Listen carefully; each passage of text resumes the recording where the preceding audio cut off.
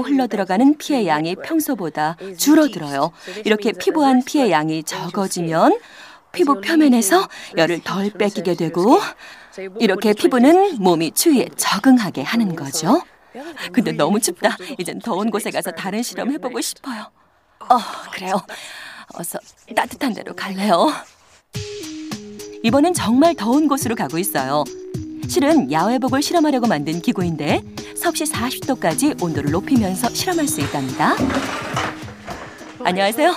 웨스트 잉글랜드 대학의 크리스 연구원을 모시고 피부가 높은 온도에 어떻게 반응하는지 볼게요. 또 땀샘 활동도 살펴보죠.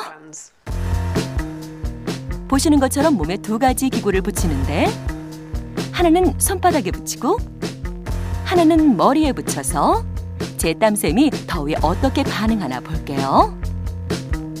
온도가 올라가면서 그래프도 그려지는 게 보이죠? 땀은 일단 피부 밖으로 나오려고 해요. 이렇게 작은 나선형 땀샘에서는 땀이 분비되고 있고 땀이 피부 표면으로 나오게 됩니다. 그리고 땀이 증발하면서 피부 온도가 내려가요. 그게 더울 때 열을 내려주는 원리랍니다. 빨리 그런 반응이 나타났으면 좋겠어요. 여기 무지 덥거든요. 아까 추웠을 때 서 있던 털은 이젠 다시 다 누웠어요. 또 피부가 온도 조절을 하면서 얼굴이 빨갛게 변하게 됩니다. 지금 제 얼굴도 빨개졌는데 아까 추울 때 창백해진 건 얼굴로 오는 피의 양을 줄여서 그만큼 피부 혈액에 소모되는 열을 줄이려 한 거고 지금은 얼굴이 빨개지면서 열을 버리고 있는 거예요. 또 피부가 이렇게 적절한 체온 조절을 해주는 건 정말 중요한데 우리 몸의 체온이 제대로 조절되고 있을 때만 신체 곳곳의 세포에서 화학작용이 일어나기 때문입니다. 반면 손바닥에 붙인 건 좀 다른 걸 측정합니다. 땀샘이 사람의 감정에 반응하는 것을 보여주거든요. 바로 이게 제 손바닥에서 나온 거군요. 맞습니다. 이런 반응은 감정을 보여주는 것이죠. 초단위로 달라지는 감정의 변화를 보여주는 겁니다. 이게 올라가면 감정이 반응한다는 거죠. 난 웃기만 했는데? 그래요. 그런데 올라갔네요? 그게 그대로 나타난 거예요. 웃으면 긍정적인 반응이 보이죠. 네. 이걸 보면 피부가 뇌에 연결되어 있다는 걸 알 수 있어요. 정말 신기해요. 그러니까 이걸 보면 제 감정이 변하면 손바닥에 반응이 보인다는 거잖아요. 하지만 더울 때, 추울 때 피부가 체온을 조절한다는 것은 몸에 아주 중요합니다. 피부가 이 일을 제대로 못하면 문제가 생겨요. 체온이 겨우 4도 정도 떨어져서 33도가 된다면 우리는 의식을 잃게 됩니다. 거꾸로 44도까지 올라가면 사망이죠. 애들은 거의 온종일 밖에서 일하니까 그게 피부에 좋을 리 없어요. 비누칠해서 닦긴 하지만 그걸로는 부족하답니다. 수분 보습제라고요? 그런 거 써본 적 없는데 한번 써볼까요? 그런 거 안 바르고 그냥 사는 게 더 남자답다. 그래서 제가 안 바르는 건 아니에요. 저도 인정하지만요. 제 친구들도 마찬가지고 사실 제가 그렇게 남자답진 않거든요. 그런 거 별로 생각해 본 적도 없어요.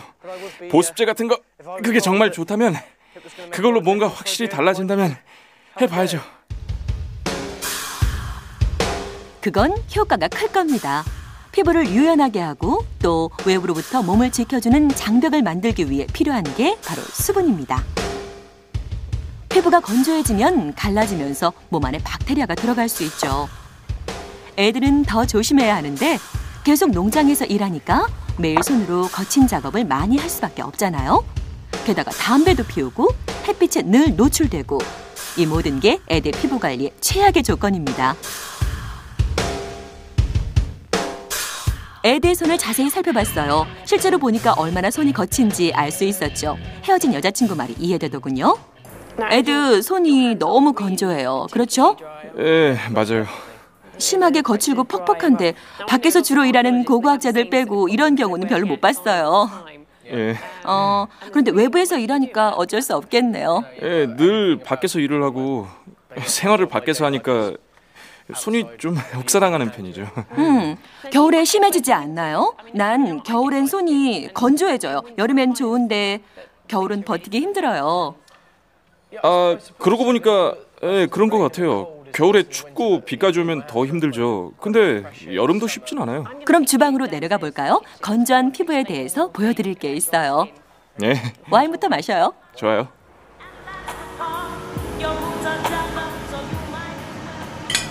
그런 다음 설거지하는 걸 애들에게 보여줬어요. 비누로 손을 닦으면 어떻게 되는지 보여주려고 한 거예요. 피부는 기름 낀 접시 같아요. 이때 피부에 피지가 기름처럼 끼어 있는 거죠. 피지는 피지선에서 만드는데 라틴어로 기름이란 뜻이죠. 몸 표면에 이 기름층이 있고 몸을 보호할 때 중요한데 보통 때는 그냥 나오지 않아요.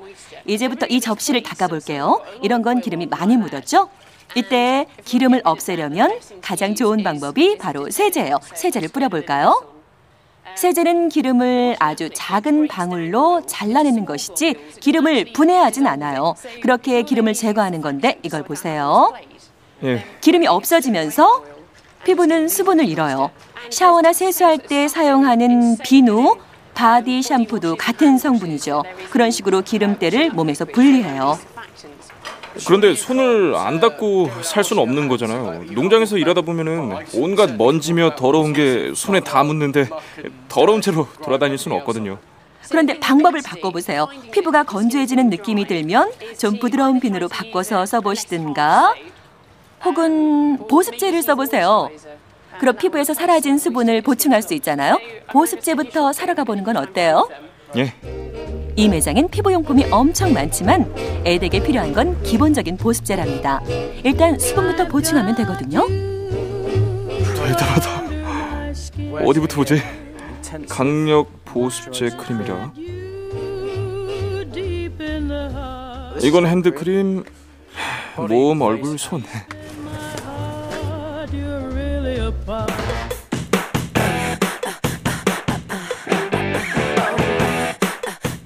이렇게 완벽한 몸매를 보면 부럽지 않을 수가 없는데요. 우리 피부 문제에 대해서 가장 적절한 충고를 해줄 수 있는 분들이 바로 이 란제리 모델일 겁니다. 이 사람들에게 피부는 생명이잖아요. 피부 관리 비결이요? 무엇보다도 보습제를 잘 써야죠. 담배, 술, 마약 절대 안 돼요. 잠 많이 자요. 클렌싱, 토너, 보습제 잘 쓰고 자외선 차단제 쓰고 낮에는 꼭 쓰고 외출할 때는 언제나 써요.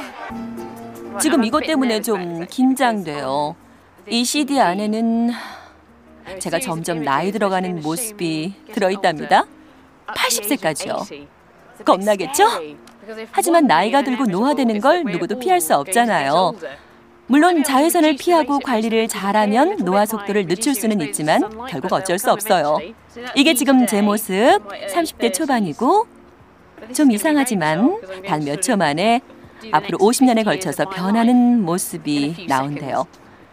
눈아래가 처지고 여긴 주름이 생기고 머리는 회색이 될 거고 흰머리가 약간 나왔으니까 더 늘어날 거고 너무 끔찍하다.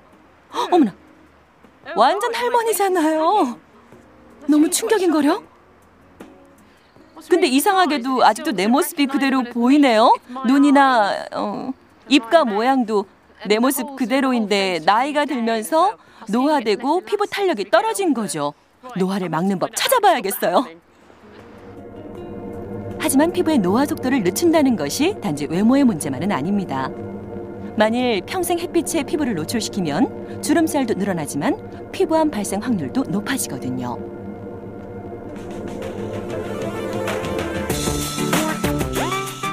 여기 주름살 방지제 크림이 매우 많은데요. 의사 선생님 설명을 잘 생각하면서 저한테 맞는 걸 찾아보려고요.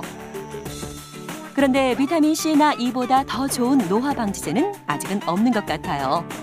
AHA, 즉 알파 하이드록시 엑시드 덕분에 노화 각질은 없앨 수 있지만 자외선 노출엔 조심해야 해요. 근데 주름살은 대체 어떻게 막죠? 이 많은 크림 중에서 좋은 걸 찾는 요령이 있는데요. 먼저 레티노산이 들어있는지를 보는 겁니다. 바로 비타민 A죠. 알겠죠? 어떤 역할을 하죠? 일단 비타민 A는 노화 방지제고 또 비타민 A는 피부의 아랫부분인 진피 구조를 만들 때도 큰 영향을 줍니다. 그러니 중요하죠. 알겠죠? 또 거기엔 콜라겐과